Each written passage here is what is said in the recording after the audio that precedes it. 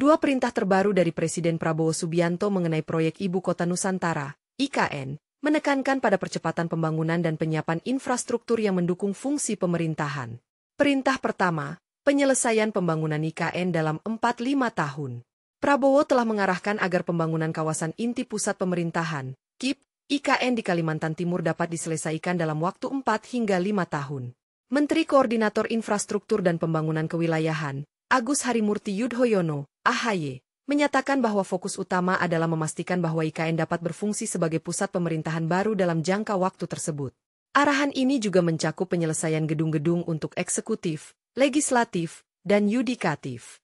Perintah kedua, memastikan infrastruktur dasar.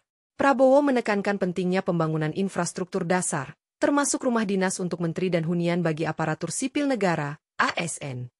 Menteri Pekerjaan Umum, Dodi Hanggodo, juga menegaskan komitmennya untuk menyelesaikan proyek-proyek terkait IKN dan memastikan bahwa semua infrastruktur pendukung siap sebelum pemindahan pegawai negeri sipil, PNS, ke IKN yang direncanakan mulai dilakukan pada tahun 2025.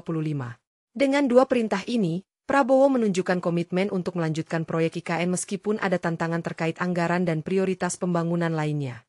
Presiden Prabowo Subianto baru-baru ini memberikan dua perintah penting terkait proyek Ibu Kota Nusantara, IKN, yang menekankan pada percepatan pembangunan dan pemindahan aparatur sipil negara, ASN.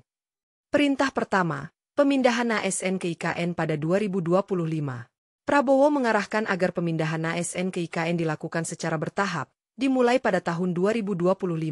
Kepala Otorita IKN, Basuki Hadimulyono,